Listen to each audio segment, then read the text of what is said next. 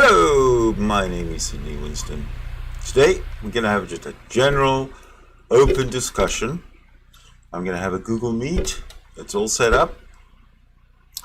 And what I'm going to do, this better work, what I'm going to do, I'll tell you what I'm going to do. I'm going to play a clip that I want you to listen to, watch, of how Canadian Catholic opens himself up. He actually admits that his worldview includes, axiomatically, presuming that this God exists, and from there working down to figure out all the answers that God provides, I guess. And the reason for doing this, of course, is to wait for people to join in the room, which I'll set up as we get into the swing of this discussion. So I should have enough time while we're listening to Canadian Catholic bury himself here. I should have enough time to set up a room so that we can have a conversation. I don't know about what yet, but the idea, my idea, as you perhaps all know, should know, is to crush Christianity because it's so stupid. So let's take it away. It's a talk heathen. Yep. So my issue then becomes that how can you lack belief in something that you can't define? Got it. That's a really good question. But my problem is that I was waiting for someone else to define what God they believed in and then decided whether I lacked belief in it or not. Because I personally held to the idea that there was no coherent definition of God. Does that make sense? Yep. So my issue then becomes that how can you lack belief in something that you can't define? Got it. That's a really good question. Okay, there you go. Now you're getting it, right? It's a couple pieces. The first makes me think of being non-stamp collectors. Mm-hmm. Sure. Right. Yeah. That different stamps can be printed and you either collect them or you don't. The definition of atheist is one that would hold so long as we haven't been convinced as of yet. I mean, I think you're talking to two people who, you said you were an inner circle atheist. Oh, yeah. So have you read The God Delusion? Oh yeah. I've been in the same boat. We're both sixes on the Dawkins scale. All right. I hate the Dawkins scale personally. Okay, but would you say you're a six? Yeah. Yeah. So just to clarify something, I understand what you're saying, that non-stamp collector analogy, I've heard all of it. But here's what I'm trying to tell you. You can lack belief in all the proposed religious versions of God and still not be an atheist, right? So two things. Number one, if there were no religion, the term atheist would be a nonsense word. Right. We're not adhering to a word at the expense of the definition. We are using the word atheist because it describes not believing in any of the gods in the religions that exist. Or that have been presented to us. Some people, for example, pantheists, have proposed things that they see as God, something like the universe, or the workings of the universe. I've when those people have called in, I've said, okay, I accept your definition of God. Now, show me that it's useful to use that definition. If somebody redefines the universe as like God, man, it doesn't actually help a conversation. It just muddies the water. Right. So, to kind of not waste time, because I know you guys are limited, right? You've got other callers that want to take all the time. But here's what I've been trying to say. Essentially, from my perspective, to say you lack belief in God in general is to say that you have some workable definition at least. But the problem is that I at least did not have any definition. I was waiting for someone else to define it and then decide whether I'm convinced or not. Well, so I first moved into it from my definition of God. Also, you're assuming that the default, our default existence is believing everything until we can find things to disbelieve. That's not in the slightest. But you do realize, V, and I like your name, V. Actually, there was a moderator at some Discord. She also had that name, and it sounded like. Oh, I saw that. Yeah. Yeah. But what I'm trying to say that. I'm not saying that we have to believe what is given to us. That's not what I'm trying to say. What I'm saying is that you can be a non-religious agnostic without being an atheist. Do you understand that? So, okay. Yeah. So are you with the Steve McRae type? A hold on a second. Yes. So a non-religious agnostic without being an atheist. How does that work exactly? Hold on. A non-religious agnostic. Okay, so non-religious, fine. Actually, that's kind of a nonsense meaning. An agnostic without being an atheist is what he says. Basically, what he's saying is you can be an agnostic without being an atheist. And I would agree, because if you're not an atheist, you're a theist.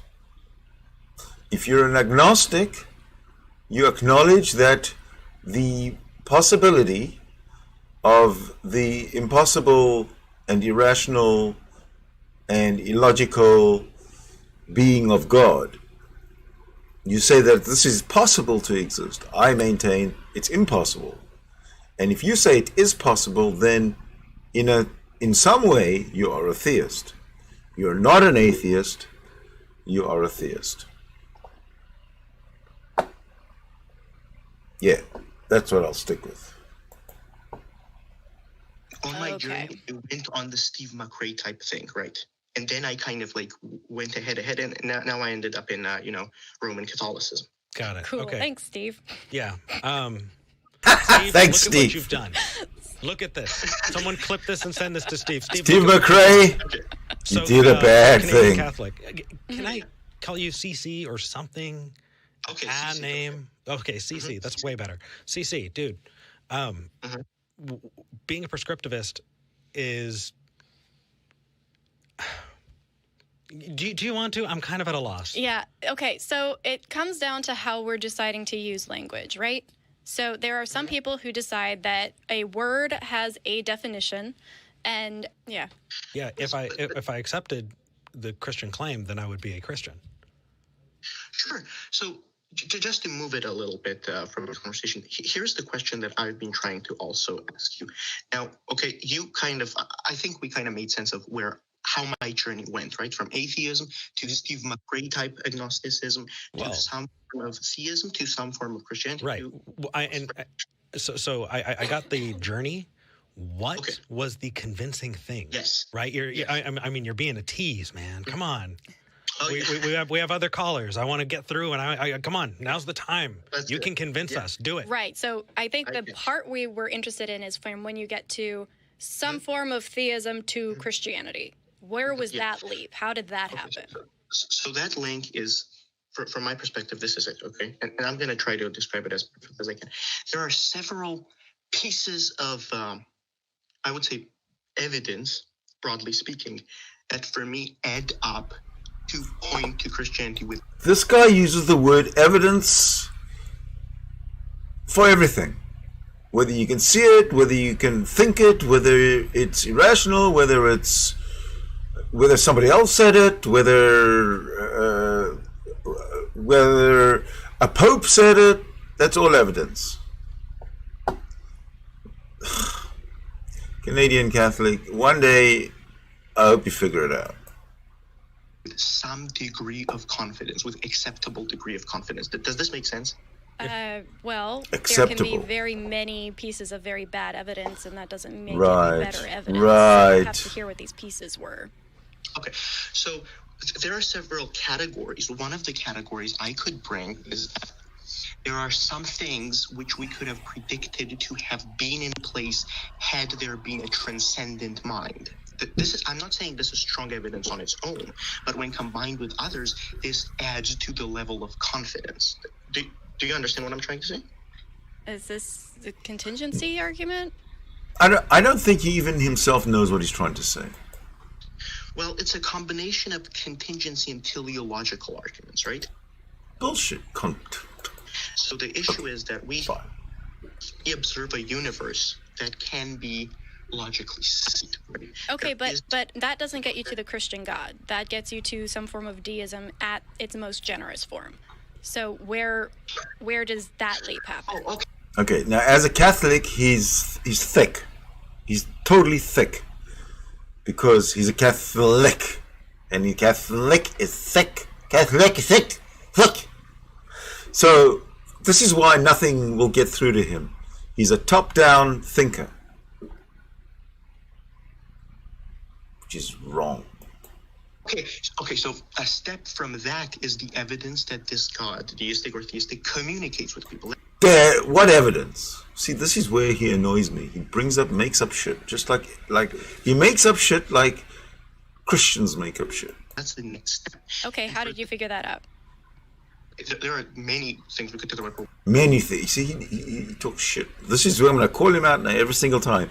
Many things. Okay, see if you can bring out one that actually makes sense. The most convincing thing is that all cultures across the... Okay, remember he said convincing. One of the most convincing thing is, now listen to this about his all cultures.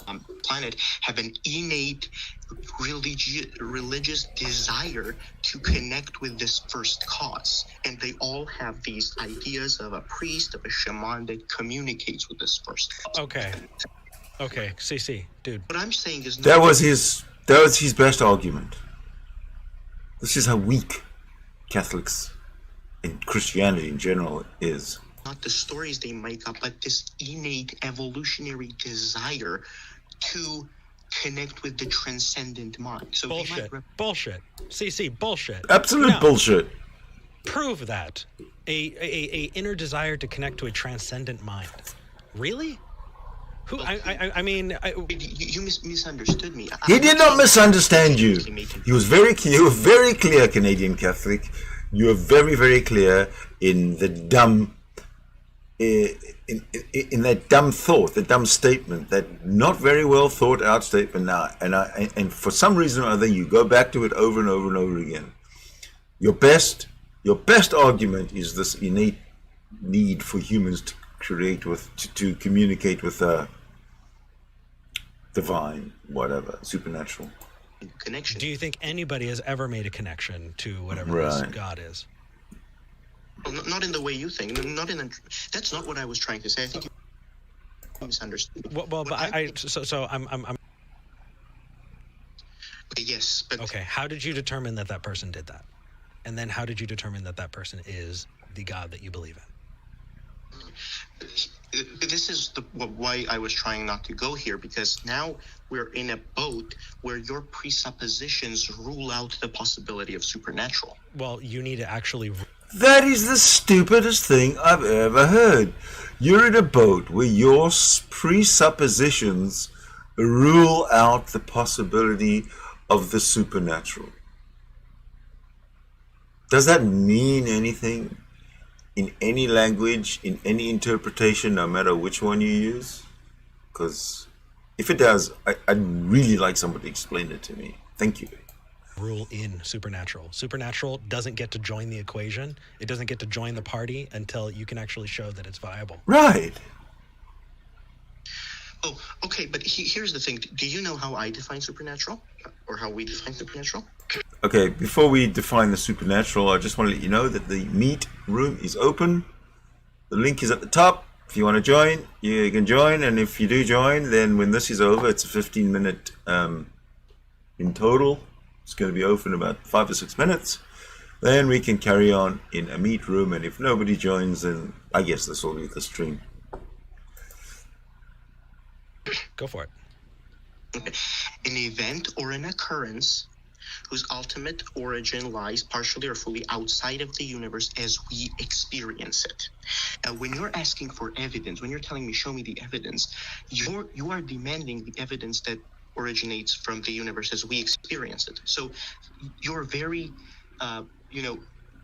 when you ask me to show you the evidence, this very sentence in your mind precludes the possibility of me showing you anything supernatural. Okay, so then what I'm going to do is I'm going to give you something to work alongside this. And I'm going to ask you if you can show me where my example is wrong and your example is correct, okay? Go ahead. So okay. In this example of supernatural, I'm going to say that is something that is partly or entirely explained by occurrences outside of this universe as dictated by Eric in the book of Eric. I've been doing it the whole time. Sure, go ahead. Okay, go ahead. So how did you determine that supernatural is something to rule in? Well, because we start from the beginning. Do you accept that time as we experience it had a beginning? Do you accept that the universe as we experience it had a beginning? That has nothing to do with your Catholicism. Try again. But my Catholicism is dependent on several important things. It's not... V gave them to you. We are, for the purposes of this argument, we are granting you the most generous thing that we can do, which is, fine. The teleological, the argument from contingency, these prove, quote unquote, a deist entity, which is the most we can give. So how does that get us to Christianity and Catholicism? Versus Ericism. I don't need to prove. Okay, sure. Okay, so what I've been trying to say, from then on, the determination happens whether this God intervenes or whether he does not intervene. Do you understand that? But practically every single God in every single religion intervenes in the world in some way. How did you determine which God it was? Okay, but now, look, you're asking me that question, but throughout the universe, throughout any other field, we have such problems come up. Why is it a problem that we have to determine out of many gods when we have such problems across all fields? We have to determine which theories... No. CC, no. That's not how science works. That's not how science works. You don't say, you don't say, we don't have the perfect answer, therefore we're going to give it a placeholder perfect answer until we have a perfect answer. Nobody says we have to solve this problem before we figured it out. That's not how science works. That's not how the rest of the world works. So no, that is not a true thing that you just said. I can demonstrate that. So here's the thing.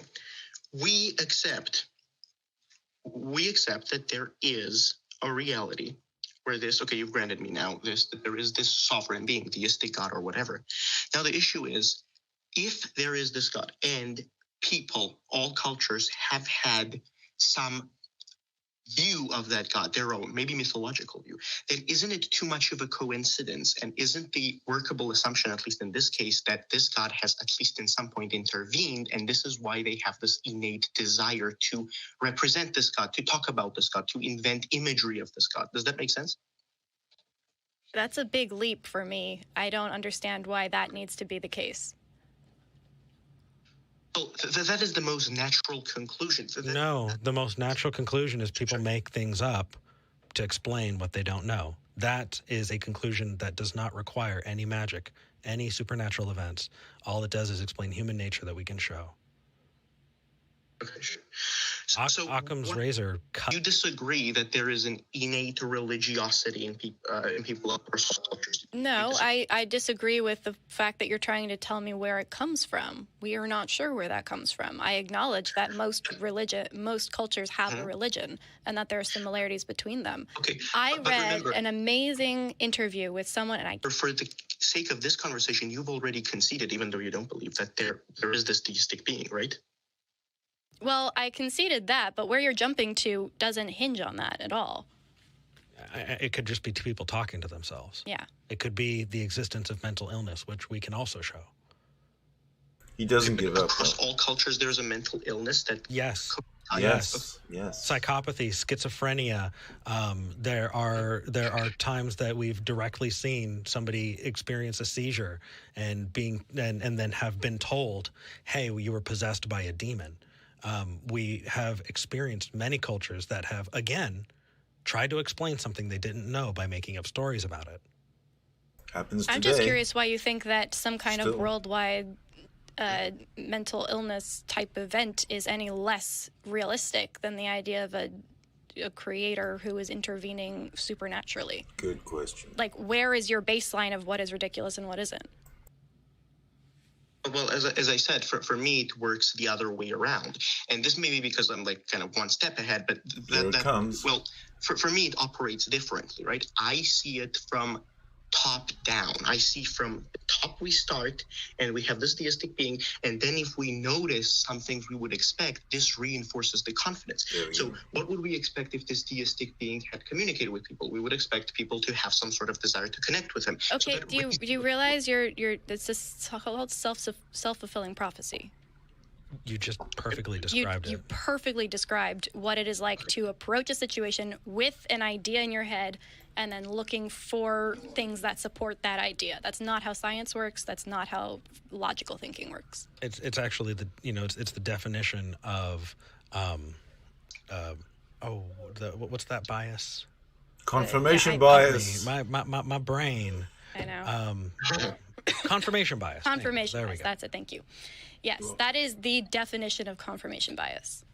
Exactly. So. Okay, go ahead. No, it's okay. I'm getting messages. We've got. See, they have nowhere else to go. They had nowhere else to go.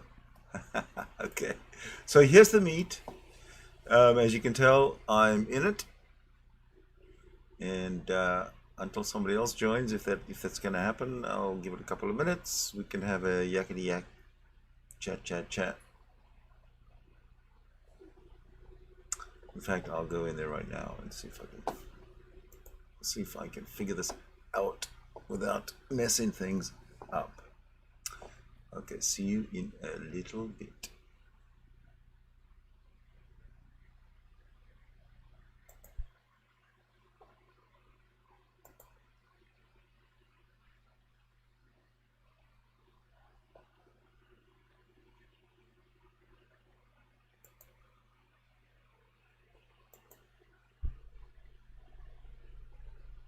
Aha! It works. Right, so this is the meat room with the camera on and with the camera off. Either way you want. So come on in. And let's crush Christianity. If there's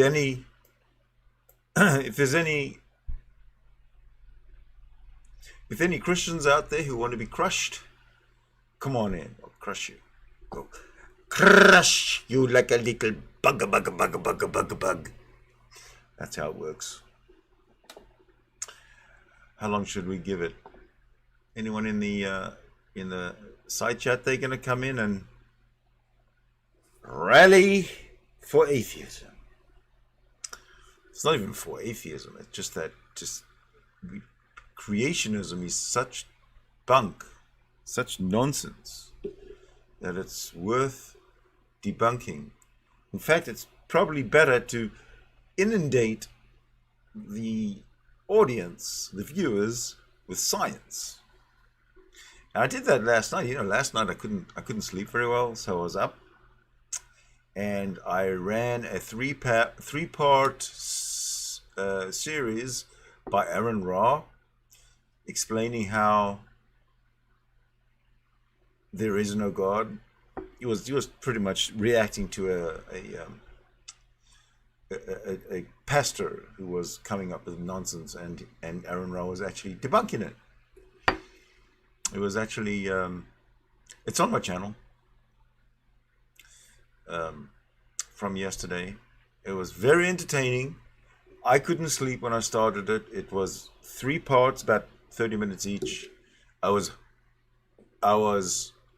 riveted to Aaron Ra. It was a great presentation, and I was pretty happy with it at the end, and I had a good night's sleep at the end of it all, or good morning sleep.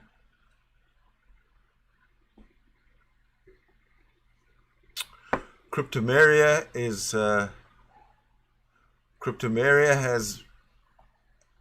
can't come online because of her hair. Well, Cryptomeria, thank you, Cryptomeria, but Cryptomeria, what has your hair got to do? Look, my hair hasn't stopped me coming online. Even switching on the camera, you don't have to switch on your camera. So, unless you normally switch on your camera, I don't know. I don't think I've ever seen you on camera, or even in a room, in a chat room. So, Lucky7 Wolfen has a question. I have a question, he says. Why do you hate the baby Jesus?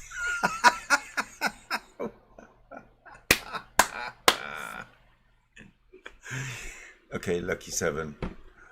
I love babies. I love all babies.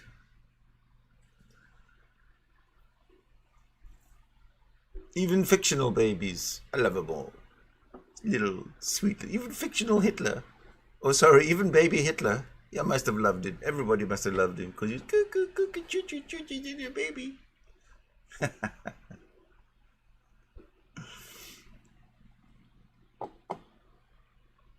Does that answer your question, Lucky? 7? Wolfen?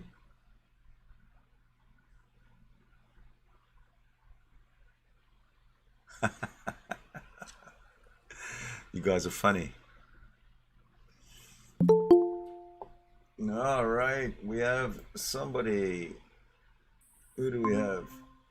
The common sense guy. How you doing, man? How come Yeah, not doing too bad. How are you? I'm doing okay, but how come we don't you can only see half of me? What's going on? How does this work? Oh, there we go. How's it going? How are you doing? Nice to meet you. Where are you from? Yeah, to all of those questions, I'm doing well. I'm from the UK, or England to be precise. Long time lurker. I probably found you from Tom Rabbit's channel, and also when you do other reviews of Shani and people like that, so Dragnot as well, and that sort of stuff. Tom Rabbit doesn't think very highly of me at all. So, what do you mean, Tom Rabbit's channel? By I mean seeing you on there, even if it's just in the background. Ah, okay, yeah, no, because Tom Rabbit doesn't see eye to eye with me. In fact, he's done a video on me that's not very flattering, but that's okay. I mean, it's YouTube. When people exactly. do videos on people, is it ever going to be flattering? No, of course not. I mean, have I done flattering videos on anyone? Well, yeah, but not only those who deserve it. Certainly not on the crackpot Christians. I think. I mean, I've got no interest in. Well, should I say, I've got no side on anything. I think Tom tries to play on both sides, trying to play, well, these people have rational beliefs, and sure, maybe the beliefs can be rationalized, but that doesn't necessarily mean that the belief itself is a rational belief. Just because you can rationalize it doesn't make it true. Tom Rabbit, you talking about? Yeah, because he protects. Well, I say protects. He doesn't necessarily protect. Tom Rabbit's a commercial enterprise. Remember that. Whereas I'm just a hobbyist, right? Come on and shoot the shit. He's kind of he's got an agenda, a financial agenda. He's got. He even admits, he says, if it wasn't for Darth Dawkins, he would have a successful channel that's creating or generating income. And good luck to him for that. I don't have that yoke over my head. You know, I don't have any. I don't have to please any shareholders, any stake. I don't have a Patreon or Patriot, whatever. I don't. You know, I don't have. I'm not a slave to anyone because of the commercial end. I don't concern myself with. No, that's fair enough. I mean, and unfortunately, I don't know enough about Tom Robert or the channel, so I can only go on what my experiences and my Oh, it's a implications good from those channel. experiences are. Oh no, I enjoy watching those types of channels, but I like it more when people explain their points of views and why they actually go down the pathways that they've chosen to elaborate on, rather than it just being this guy said this stupid thing. It's like, Yeah. yeah, okay, that's fine and dandy, and I enjoy it, but Hmm. why is it stupid? Well, you can always explain why. I've had Yeah, no no, problem I'm with you. explaining why Christianity is stupid. Yeah, I don't know. It depends on that one. I think the idea of religion from a social aspect, or Well, social not about evolutionary religion. aspect, is something Well, that well, is explainable. okay. Well, let's start from the very beginning. And the very beginning for Christianity is the Immaculate Conception. You got to buy into that if you want to be a Christian. Now, do you? Can anyone? No, Does it make no, no, sense? no. Does any Christian really, really, really buy that nonsense? They have to in order to be a Christian. And there's a lot more that they have to buy into once they've drunk that Kool-Aid. Sure, but I mean, if you're going to be on the idea of, by the way, I'm an atheist. So when I say this, Right. I'm not trying to defend it as my own point of view. It's more of a case of devil advocate I'm more not than expecting anything. you, that's fine. But if you've already gone down the way of, should we say, drinking the Kool-Aid, then you're already invested. So anything else that you put forward after that is already an investment. Absolutely. So, Yeah. so say for instance, from a political sense of view, not saying that any of us are or anything else like that, but say that we were right nationalists, and somebody kept on pointing out that the racist views that either of us may or may not have held would be a case of, well, they're just from a complete and illogical standpoint, but we're already invested into it, so it doesn't matter what facts and statistics are put in front of us. We have to stick to being of that political persuasion because our friends, our colleagues, the people that we're with are of that persuasion. No, I'm more of an individualist. I think for myself. I No, can't no, I I'm can't with go with the you. crowd. I just cannot. No, I'm completely not with you. I'm just trying to think of it from a sociological aspect rather than it just being purely religiosity. Well, religion is not something that religion is it probably has benefits to some people, and I don't want to tell anybody what to do with their life. They want to waste it with religion. Go ahead, waste it with religion. I don't really care. No, no, But I'm completely with you. I think religion in itself is a complete and utter yeah, waste of but the time. whole God concept is something that needs to be exposed for the lie that it is. The absolute out and out lie. It's straight out lying to the public, and it's lying with the sanction of the state. And I abhor that. Yeah, no, I'm with you. Jerry Penn Uh, says Artangelo does believe the virgin birth. He buys the shroud and the ark. So what's a virgin birth? Well, again, yeah, I mentioned virgin birth to it was either Artangelo or somebody, I can't remember, and they started explaining to me, oh, how virgins can become pregnant, and they started giving me all sorts of methods that virgins can become pregnant, and of course, virgins can become pregnant because of the definition.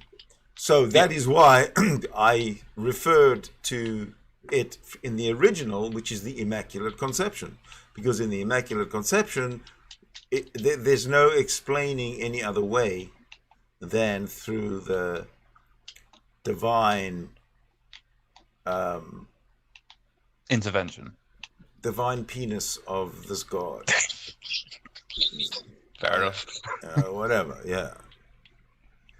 And this is what you're right. Artangelo has to buy that. So does Darth Dawkins. Yeah, So does this Canadian Catholic guy. Mr. Batman and who the other idiots. And Nephilim free. Yeah. Yeah. They all got to buy that. And it's about time that people stop looking up to them because they think they know something in the supernatural realm, which doesn't exist. And you know, all they are is scam artists, con artists, scoundrels, charlatans, snake oil salesmen. They have no skill in anything. No, I'm completely not with you, because even if you were to take the aspects of, say, something quite silly, I used to believe that there was such things as ghosts because of spirits and energy transference and things like that. But then I take to the aspect of, well, just because something is explained as supernatural, science should be able to explain it, because it should be testable and it should be repeatable.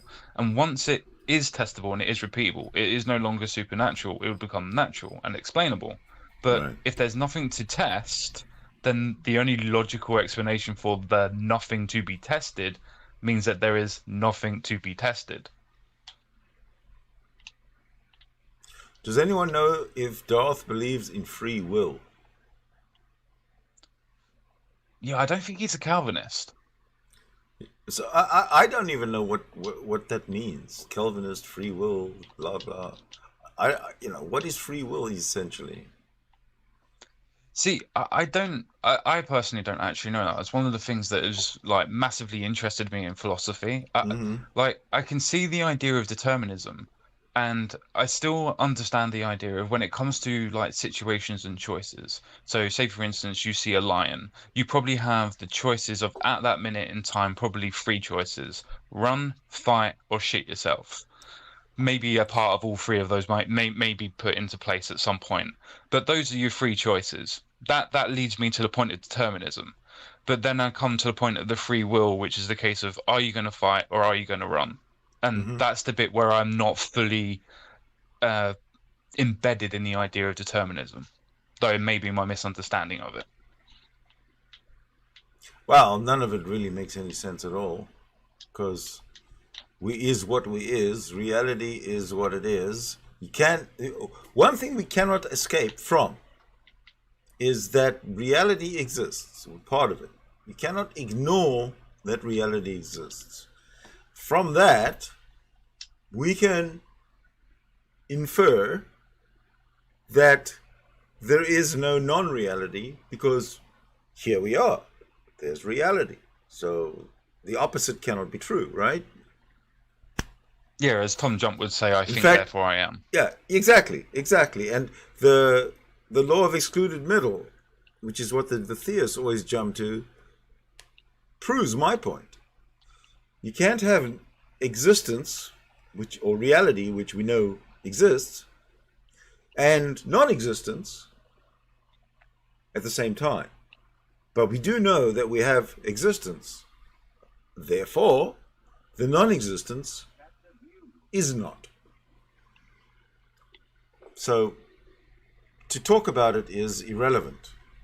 To talk about it in anthropomorphic terms and giving it some kind of attributes and calling it God and calling it a mind and calling it a consciousness and calling it the ultimate of everything and blah, blah, blah bullshit makes no sense at all, and it's just word salad. So everybody out there is no God, there cannot be any God. Remember the first law of thermodynamics. Energy can never be created nor destroyed. It's just there. Okay? We just gotta live with it. It's just there. Rather worry about the sun, because the sun is what gives us life.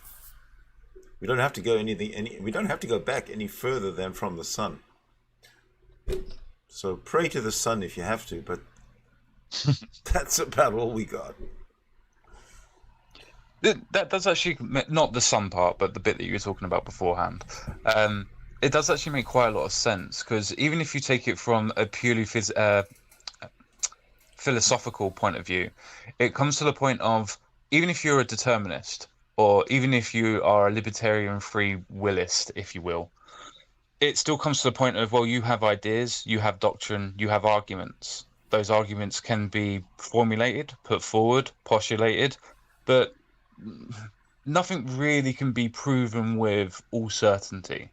So it then comes to a point of what you think and what you determine fits your ideology and what you think best serves your reality. Mm-hmm. Hello. Hey, Sydney. Hey, Peter. Who's the other person? Common sense guy? Yeah. Just call me Jason.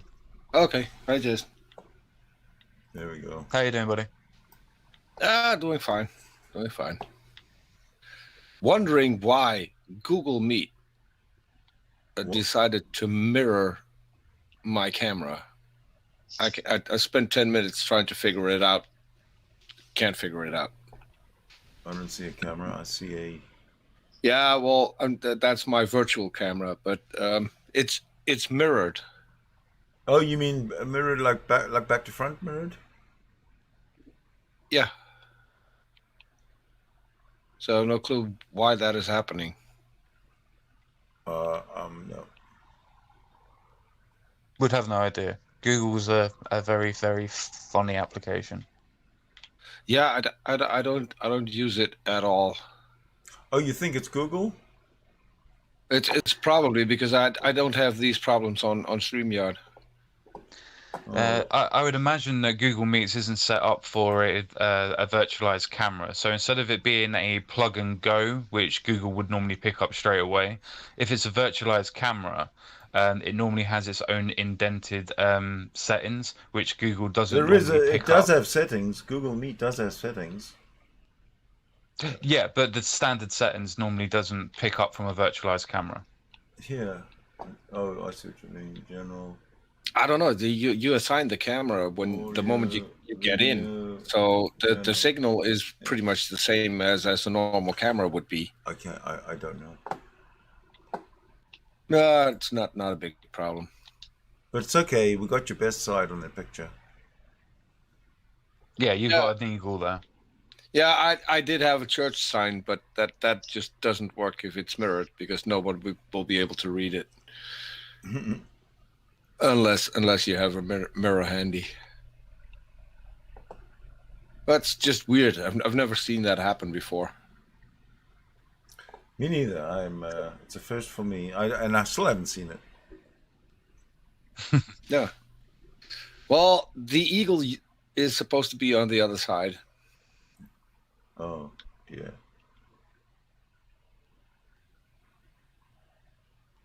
And the wind is supposed to be blowing from left to right. Yeah. You're not in Australia, are you, Sydney? Because that could explain it. It's you've gone back in time and messed things up. Probably.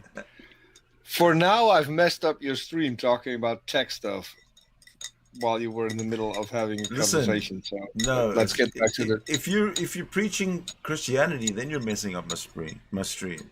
Oh. Well, I mean, we all do know that Jesus is our Lord and Savior, and so want me to go that route? I don't think so. No, I just want to hear about your journey. Yeah. Tell us about your journey. My journey was easy. I was born, had no clue about a God, and I'm still in that same position because no one has ever succeeded in convincing me otherwise. Well, I got a better story. See, I've been indoctrinated, okay? Ever since I was born, I had an atheist for a grandfather, but of course I didn't know it because I was a little baby, right?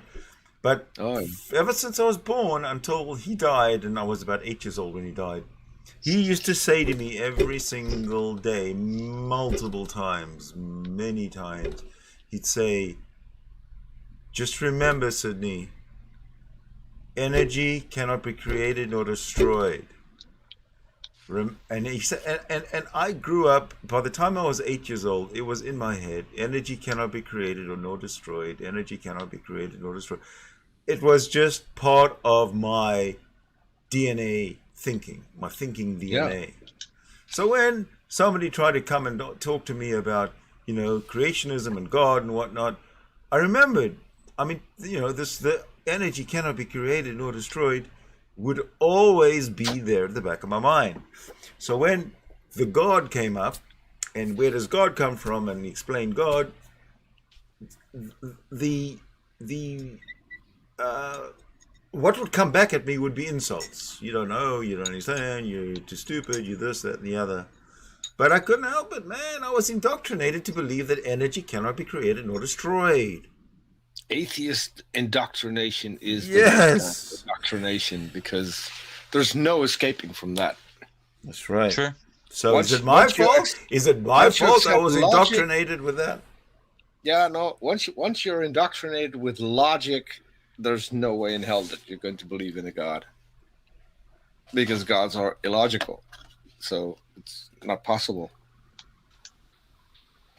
It's not an option. Exactly. It's not an option. Exactly. And the sooner the 66.6% of this planet that is atheist comes out of the closet and actually admits it, that their neighbor's God is impossible, the sooner we will rid this planet of the evil Christianity. See, the Dutch are way ahead of you, because the Dutch are 80+% atheist or non-believers. That's how they identify. Great. I love the So Dutch. it's 80% is not 100%. We have some work to do. Yeah. Well, churches are up for sale. So in my hometown, there are not a lot left, but they used to be up for sale at least once a month. There would be a church up for sale, because no one was going there anymore. Good. But now, Good. So now we have an influx of some, I think, really good people, which are Syrian refugees, but they are also predominantly religious. And the most people we get here are Christians. So they're now buying up the churches and starting their own communities. What kind of Christians are they? Syrian Orthodox. So the patriarch of the Syrian Orthodox Church is no longer in Syria. He's actually just a few miles away from me, where they bought up what used to be a Catholic convent, and that's now their residence. Mm-hmm. So, well, Syria, as from what I remember, was before the war and everything, was a fairly secular country. Mm-hmm. Well, so my best friend is one of those Syrian refugees and a Christian, and the reason that he's in my town now is because he got tortured for over a year by the Muslim government because he was a bit too vocal about his Christianity. But so you can't compare these people with the young Earth creationists. How come he didn't choose martyrdom? That's the as I said, you can't compare these people with the young Earth creationists. They're for the most part, I think, way ahead of the young Earth creationists, because my friend, he loves science. He loves everything about science. So he has no problem with, let's say, the Big Bang, evolution, all that stuff. He has no problem with that. I still am confused of how he lines that up with his God belief. That's what I'm waiting to hear from anybody. I would imagine that it's similar to quite a lot of Christians that I know in the UK, where they try to go down the road of a deistic God, where what it was that the Christian God was able to kick things off, and like a snowball effect, everything else happened with natural complexity and move forward without God interference. He just kicked it off with a big bang, so to speak. Yeah. And the reason why the Old Testament and the Bible is around is allegorical stories to make sure that you follow the way of the voice, so to speak. Now, one of the fun facts was that I discovered that my friend had never read the Bible, because at some point I started asking him about certain Bible verses, asking him about slavery in the Bible, about Numbers where you have child sex slavery, and he said that's not in the Bible. And so I asked him, "Do you have one handy?" And he did, and I had him read the verse. And then he went to his Syrian Bible and read it in his Bible, and he was completely confused that was in the Bible, because that shouldn't be there. And he never heard of it either. Well, there are a lot of things that they've never heard of. Yeah, it makes sense that if you grow up in a particular community, like this guy, Syrian Orthodox, and he's not particularly religious, he's not chasing the priesthood or anything, it makes sense that he doesn't read the Bible ever. Yeah, and churches are so vastly different from the churches that I know are present in my country, because they will actually help people out if they're in trouble. They will give them money. They will give them food. I've never heard of an American church doing that for members of their congregation when they're struggling. I just never have. No, the money flows one way. Yeah, into the church, not out. Into the church, yes. Into the church, into the church. Never out of the church. Unless, of course, they're paying off their legal bills for their pedophilia, class action lawsuits against them. Their escapades. And another thing that I've noticed is that he's not set on one particular church. He will just go to the nearest church if he wants to go to a church. So whether or not that's a Catholic, Protestant, it doesn't matter. That's the one proof for me that God does not exist. Because you've got these priests who have grown up with studying the Bible, studying, believing in God, whatnot, and getting to the point in their adult life where their whole reason for being is to promote the good news of Jesus Christ and et cetera, all the good stuff. Okay, so, but if there really was a God and they really did believe it, they wouldn't be committing these human rights atrocities against children. But it happens so often across so many Catholic cultures, so many different countries, so many different continents that you've got to. It's not limited to the Catholic. No, of course, that's what I'm saying. You've got to figure that these people who are the leaders of the respective religions and teaching the moral aspects of those religions, because of the fear of God, if they themselves are violating those ethics, they themselves know that there is no God and there's nothing stopping them. That to me is the best proof from a human dynamic point of view that there is no higher power. There's also an easy way to explain why this is happening. If you're going to make sure that you have no sex education, you have no sexual freedom whatsoever, then you're going to have these atrocities, because then you're condemning it to be hidden. Well, if they have these feelings and act on them, they have to hide all of that. And the whole institution is about enabling this type of behavior, because what they do is they get these kids and the priests cloistered, in a closed room with no supervision, and the very young child is very impressionable, and the priest is an authority figure, and it's devastating. It's devastating what happens, to the in a traumatic way to the mind, to the future of the child. Yeah, but also to the priest, because the priest has to remain celibate. No, he doesn't. we- How does it? well, How are you celibate if you're diddling a child? Yeah, but in the Catholic Church, you have to be celibate. That's going to mess with your psyche because you're not wired for that. I don't think that's the problem. I just think as a priest and as a trained priest, you know nothing about sex. You've never been trained in sex. You've never been introduced to sex. It's always been a taboo. Now you're around people who are sexual, people who are perhaps, revealing things in confession. You're aware that now in Europe more and more is coming out about the Catholic Church where nuns were raped by priests. Mm-hmm.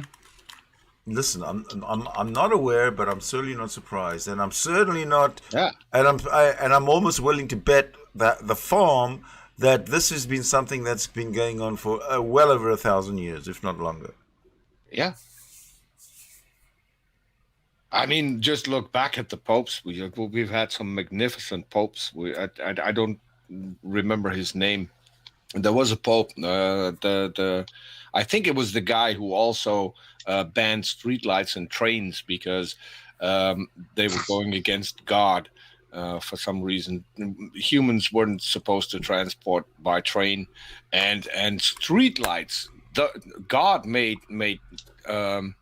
the day and the night. Now these pesky humans are putting up streetlights, turning the night into day. So that had to be condemned. I would love to have seen the political cartoons of those in the day that were anti-streetlights.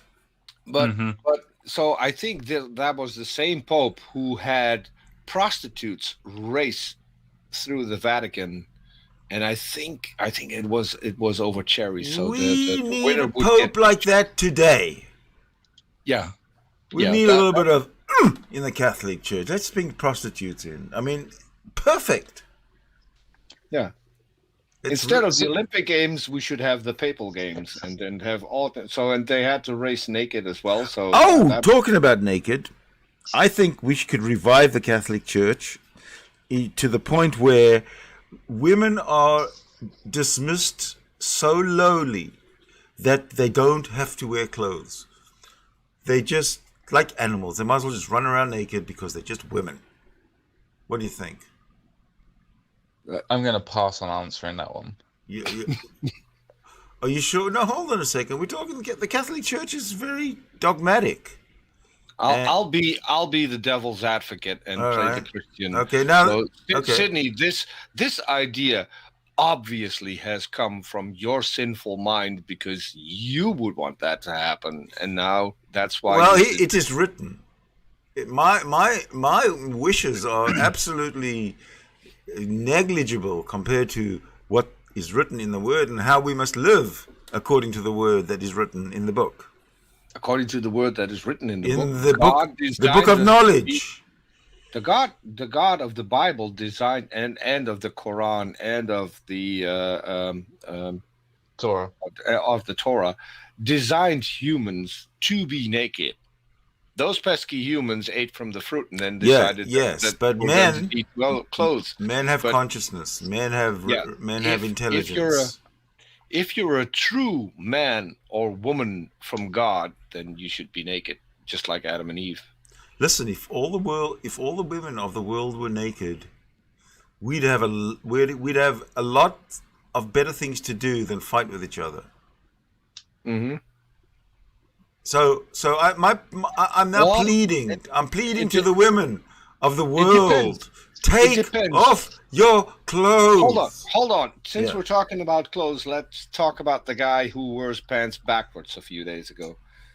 Probably because he pissed his pants and had to make a public performance and then thought they're going to see the wet spot, so I'm going to turn them around. And for the uninitiated, who's this? Donald Trump. Oh, yeah. Okay, fair enough. No, Donald Trump is not allowed to appear on any medium in any form. So I don't see how you could have seen it. You could see the creases in the pants that they were supposed to be worn the other way around. To realize that was a waste of 15 minutes of your life. Let's just say everyone's naked. So you got just the women. No. I'm a modest type. Bear with me. Bear with me. So right. we've got Melania naked and we've got Trump naked. Melania, you don't have to watch get a lot of attention from other men, whereas Trump, I don't think that he would get that much attention from women when he's naked. I disagree. The pointing and laughing is still attention. If you keep a straight face, keep a straight face and you don't laugh, you get $100 bill. Well, my problem would be that in order to get attention, Trump would have to resort to power and to just destroying other people's lives in order to feel a little bit better about himself, which he's been doing all the time. Well, I don't know if attacking the person of Donald Trump is helpful in this room, because Trump did the stupidest thing I've ever seen any president do. While just before. No, he became a Christian. He didn't become a Christian. Come on, Sidney. You don't believe that. Well, he went through the rituals and he played the game. Yeah, and he talked about 2 Corinthians. Exactly. That's what I'm saying. If that was stupid, don't forget though, he should he not held have the done Bible that. the wrong way round. He should not have done that. It upside down. Of course, because he's a showman, but he should not have gone the Christian route, because if it puts me off, then it's got to put a lot of other people off as well. When he starts going God. Anyone who actually believes that Trump was a Christian has to check their skepticism. I don't believe he was a Christian, but he did.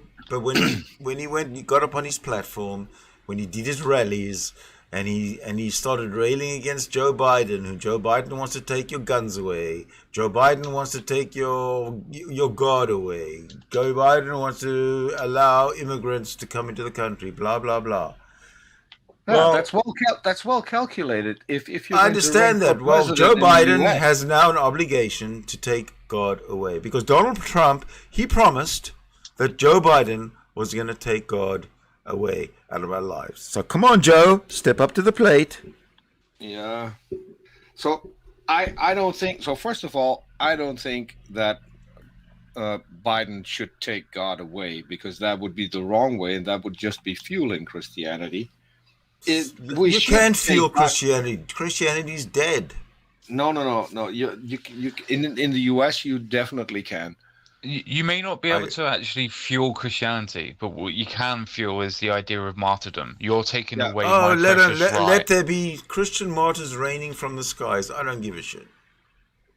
Well, we see what happens when you unfortunately do with Republicans. You give them a sort of a form of a narrative and how far they can run with that narrative.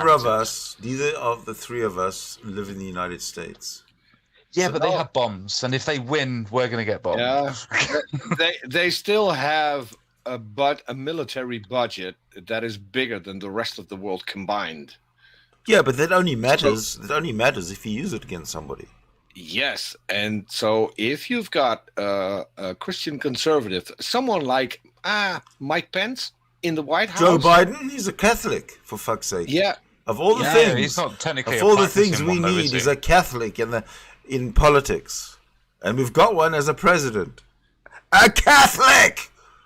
Yeah, I still don't have a problem with that. I would have a problem. So let's say that Trump kicked the bucket while he was president. Then you would have President Mike Pence. President Mike Pence is a young Earth creationist who doesn't believe in evolution, who would have gotten Betsy DeVos changed the entire curriculum in U.S. schools to fit with his narrative.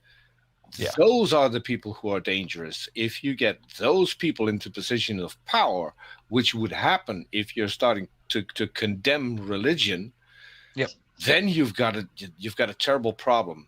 So you need to take away religion. The only way to do that is through decent education, and that's where a president of the United States should make a case.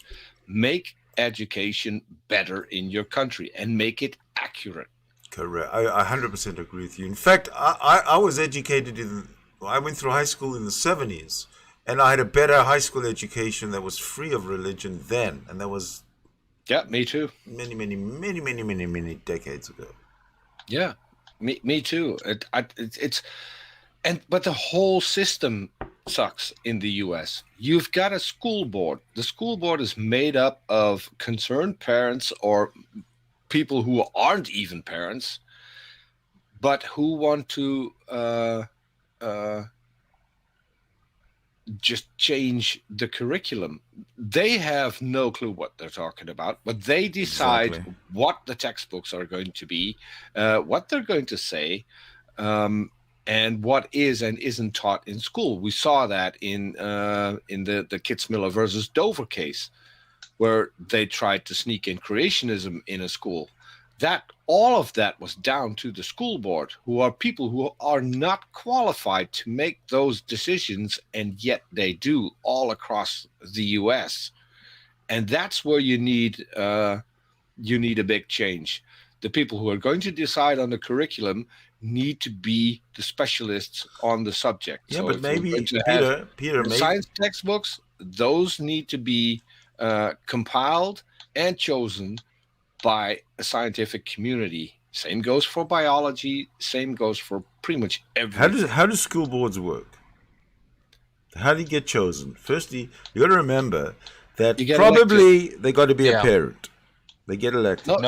No, you just get elected by the board. Okay, so you just get elected. So you've got to actually run for the position, compete for the position. And how many people do that?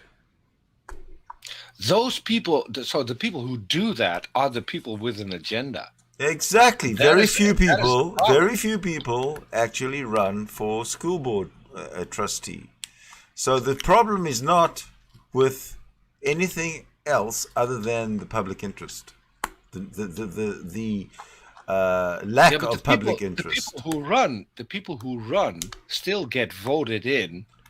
I know, but if more people ran with knowledge and with understanding of what they should be doing rather than the agenda. Yeah, but they wouldn't get voted in the Bible Belt. If you've got someone who holds a scientific stance and is pre-evolution and is Don't you worry about that.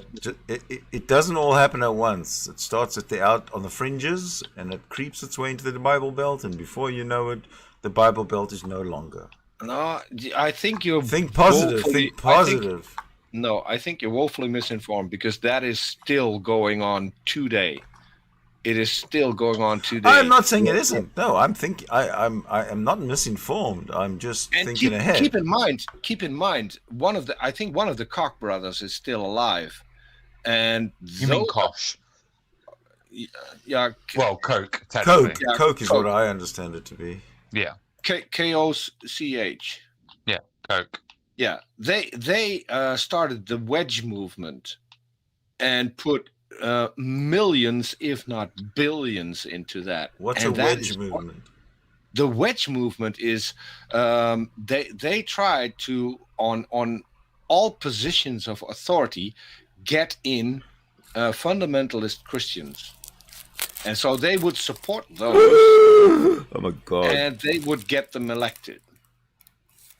It kind of sounds like the United States today. Yes. And so that is still going on. There's still money going into that whole thing. And that is not only when it comes to schools, it comes to every position of authority. Correct. All across the U.S.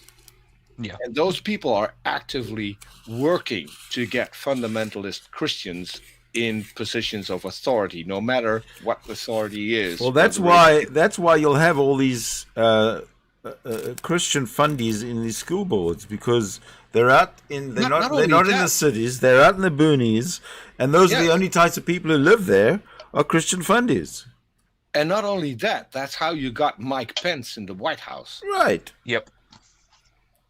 Mike Pence was a senator in he was a governor. He was a governor of somewhere. Governor of Indiana. Right. He fucked up everything in Indiana before he even went on to become vice president. Listen, he even fucked up Trump's presidency. He could have He could have not accepted those vote outcomes of the. He couldn't. He Could have. couldn't Sure, he because could have. no, he couldn't. Sure, he could It's have. one of those it's one of If those it's situations where he legal, could if have it's done. legal, he could have done it. Whether He couldn't have done it legally because there was No, no he could way have for done. it. Sydney's could have right. done. He could have done legal. He could have done legally, but you would have to have a president for it. And the thing is, as well, that if he'd done it, everybody would have known that he was doing it for political reasons. Yeah, exactly. But it he still wouldn't could have have done it for his president, taking a bullet for In his principle. president. He could definitely have, in principle. he could have rejected it if he had evidence. Nah, he should. He was pissed off about January the 6th. In fact, it turns out that a big mistake of Donald Trump was to run again with Mike Pence as his vice president. He should have come up with a different vice president and run the race, especially because of the COVID thing. He should have picked up either Ted Cruz or the guy. No Christians. Mike Pence was his ticket to the Christian votes. Trust. Yeah, but the Christian votes turned out to be a big dud. Yeah, but And because of Christianity and because Donald Trump turned to Christianity, no atheists voted for him. And that is the reason why Donald Trump is no longer the president of the United States. Because you can credit the atheists of the United States for tossing his butt out of office. I don't believe that. I think for a fact that the Lincoln Project, who are all members of the Conservative Party, well, they're more Tea Party, but yeah. Yeah, they ruined Trump's re-election. I guess Trump had more enemies than I thought possible. Yes. Yeah, not a lot of people actually like Trump. Most right-wingers didn't actually like Trump, and most Republicans just went along with him because, he's better than a Democrat. Yeah, Trump has no friends. He uses people, and when he has no longer use for you, you're fired. Yep. That's it. Yeah, but that's nothing. That's no different than any other corporation in the whole of any other boss and in any other situation. How many times have you been in a job where they've just gotten rid of you because you were replaceable for somebody else Holland, at a dollar an hour less or whatever. Yeah, in Holland that doesn't work, because in Holland, if you want to fire someone, you actually have to have a decent reason to fire someone. You're not going to have to fire somebody in Holland. If 80% of the people in Holland are atheists, then 80% of the people in Holland are honorable and don't need to be fired. No. I mean, I disagree with that statement. I don't. Well, it's a little tongue-in-cheek. Yeah. Fair enough. I would say that to the point on Mike Pence and things like that, and with the idea of Trump using people as friends. The thing is, Trump tried to run the country as a corporation, and whether you like politicians or whether you don't, politicians can't run things like companies because you cannot burn bridges, because you do not know if you need to reach across that aisle to be able to make sure that you stay in power. I disagree with you. You know why? Because Kamala Harris burnt a bridge with Joe Biden when she called him out on his busing thing. And it turns out that it didn't really burn the bridge because politicians are so dirty and corrupt and so slimy that even if you burn a bridge, you can mend the bridge. Because now she's vice president to Joe Biden's president. I mean, she was always going to be VP. She was always, unfortunately, going to be VP. The other girl that I can't remember, the one that was anti-war, she would have probably been the best sort of pick, or maybe Andrew Yang, the best pick, the middle sort of the range for everything. I think it should have been Andrew Yang and Tulsi Gabbard as the. Yes, that's the girl I meant. Yeah, that's the girl that I meant. As those two should have been the runners. I don't know which would be. Probably Andrew Yang as president because he's an economic mastermind. I mean, I disagree with that, but I can see your reasoning. Well, it's all relative. And I'm comparing him to me. Oh yeah, okay, fair enough. Yeah, okay. If we're going by that standard, then yeah, even by my standard. Yeah, exactly. There you go. But yeah, religion is screwing up more than people might think. That's right. It's time to stop it. It's time to stand up and say, that's it. It's enough. Yeah, but you can't do that. The problem, and that's what I just said. The only way to do that is to make sure that people get a decent education. Well, how are we going to do that without standing up? Yeah, go ahead. It's something that I've been noticing for quite a while, and I want to see if you guys think anywhere near what I would on this one. I think that with the aspect of people that are losing faith in religion, I think they're transferring that dogmaticism into the or fundamentalism, if you will, into the idea of politics or political identities, and turning that political identity, whatever it may be, Republican, Democrat, left, right, LGBT, white nationalist, whatever you want to call it, as their identity, and turning that into a form of quasi-religiosity. I can chime in on that because so I started my YouTube channel in 2015, and over time, people have contacted me, people who are watching the channel, and I've had at least 2 instances where people were coming out of religion and then suddenly realized that religion was not only their belief, it was the major part of their identity. The moment they got out, they had no clue who they were anymore and struggled with that a lot. And so for people like that to want to have a substitute for religion, that's not a silly idea, because they need to fill a huge hole. And how do you fill that if you don't even know who you are? Because everything you were in the past was defined by your religion. And that was a tremendous struggle, at least for the 2 people that I've met. One has had made it out successfully and just told me about it. The other one was still struggling with it, and that I was in touch with that particular person for a couple of years, and at the end, they found a new way. They literally reinvented themselves. So that is a big issue, and so this is why I always say don't take away people's religion, because you have no clue what's going to happen next, because now you get these people who have no identity anymore, need to reinvent themselves. I wouldn't. That could go really, really bad. So no, that's why I wouldn't interfere with anyone's religion at all. I'm not doing anything else other than presenting or correcting ideas, or not even correcting ideas. I'm correcting misinformation. A concept of God is not, by definition, a reality that is God.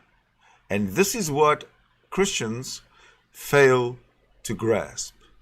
Their concept is real, but our understanding of the concept, our grasp of the concept, is simply conceptual with no basis in reality. And we need to get this across. Once we get that across, it's just an idea thing.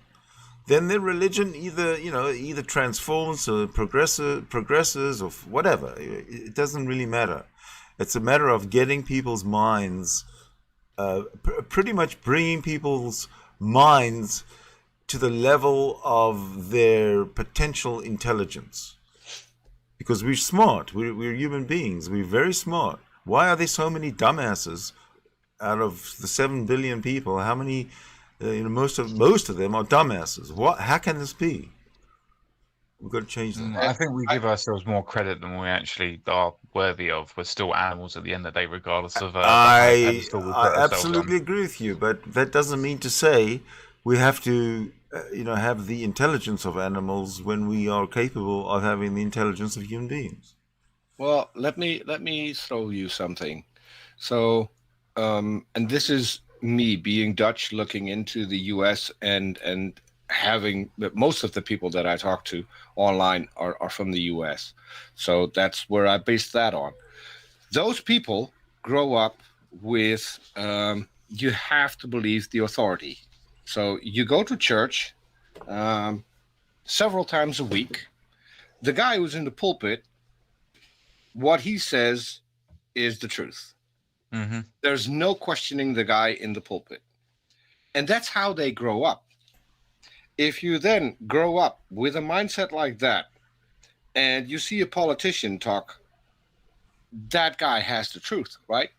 Because that's how you're wired. You need to believe him on his word that everything he says is true.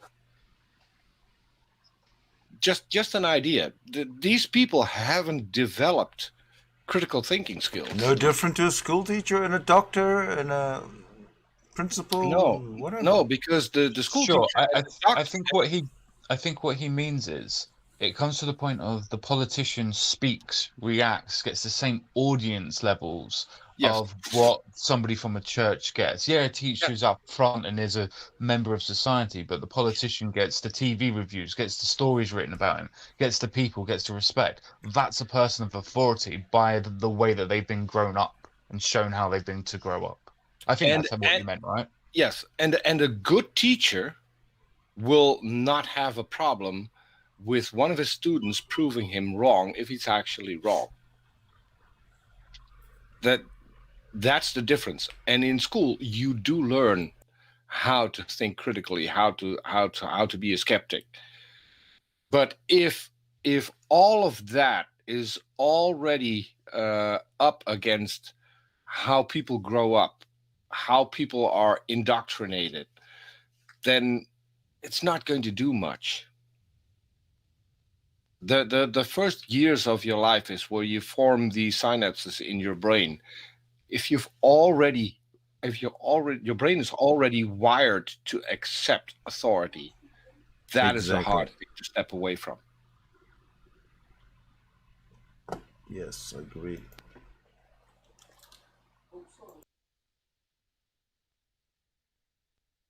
So I don't think either of us disagree. Yeah. So, and as I said, it boils down to education. I started out my YouTube channel being pretty aggressive when I got a theist on, and I revised that, and I now have much more cordial conversations when I have a theist on, and I think that's a lot more productive.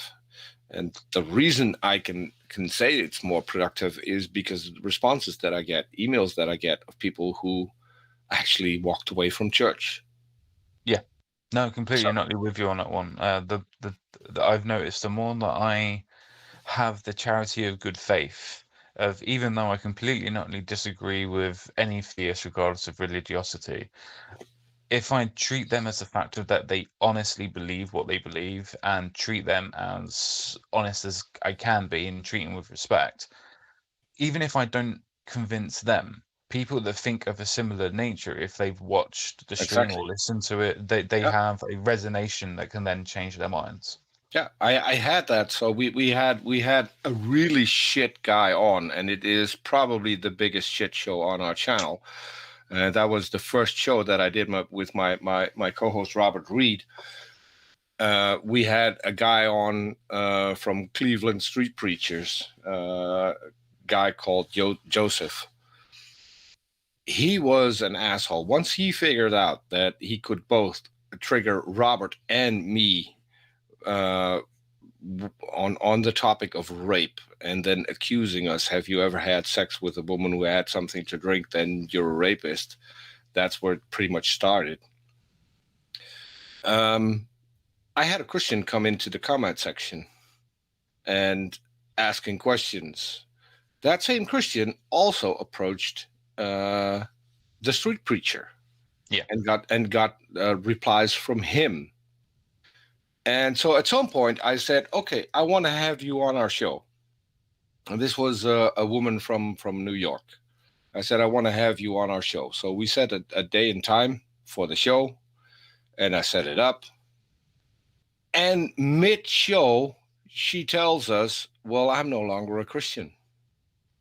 I've seen your responses, and I see how you deal with people, and I've seen his responses. So I already had a knee-jerk reaction. I don't want to be part of people like that. Yeah. And then she started doing some research online, watched a lot of stuff on YouTube, looked into what her beliefs were, and decided that she was no longer a Christian. She couldn't believe in that God anymore. That is why we do our shows. If it's only that one particular person, then we have made a difference. Yeah, no, I'm completely not with you. One of the things that I've recently learned myself, or should I say anecdotally learned, it's not an objective fact or anything, but the more people that I talk to in America that are Christians and whatnot, I find out that there are a lot more liberal Christians, like they're just Christian in name, like because they have their social groupings are Christians, so they still take the moniker of being a Christian, and they may still believe in a God, but they don't take the teachings of the Bible as such. They just go, well, I believe in a God. Now, I know Sydney would be different to this on me, but I don't actually have a problem with somebody that believes in God necessarily. Now, if you do everything in spite of living for that God and saying, well, this God told me to hate these people, I have a problem with you on that one. But if you say, well, I just believe in God and he wants me to do good, and that means loving everybody equally, then, I don't have a goddamn problem with you.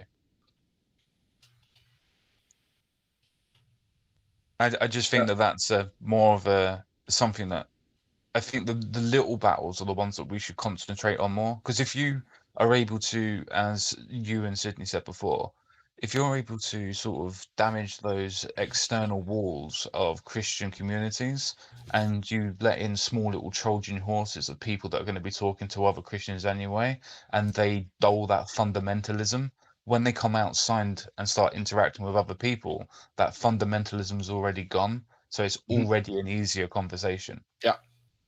Yeah, as I said, we all make small ripples, and the more small ripples we make, we will get a wave. That's how this works. But Sydney, there is someone in the side chat who said something that I was distracted with a little. It's Lucky Seven Wolfin, and they said this is getting a bit dull now. We need an intermission for some world championship pole dancing. So, are you going to strip naked and do some pole dancing? Okay, that killed Sydney. But before he comes back, and unfortunately, I'm probably going to have to ditch you. But because it's about 12:30 at night where I am, I'm going to get off. It was a pleasure speaking to both of you. It's an hour later here. I'm across the pond. Yeah, but the missus has just woken up and sort of half coughed in the background, and I'm sorry, she has more religious sway over me than you guys. Yeah. That's usually the case. That's usually the case. Well, it was good meeting you. Catch you later. Yeah, I really appreciate speaking to both of you. Thank you for letting me on, Sydney. I appreciate it. Thank you, guys. Bye. Bye.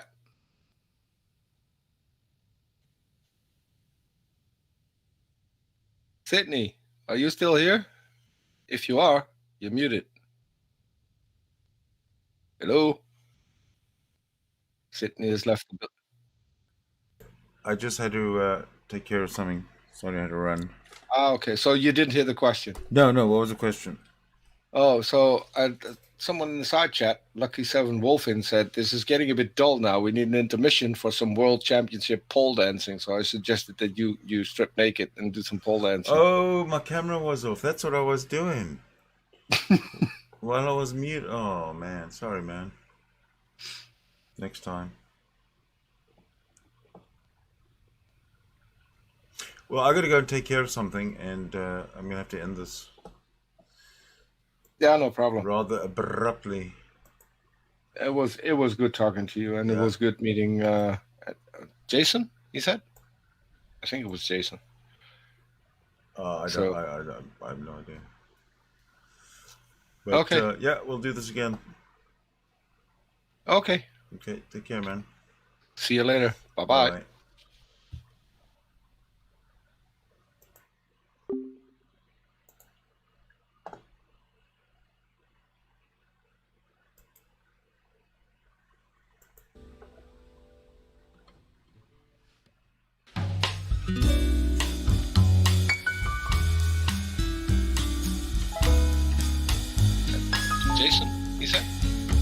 singing with Jason.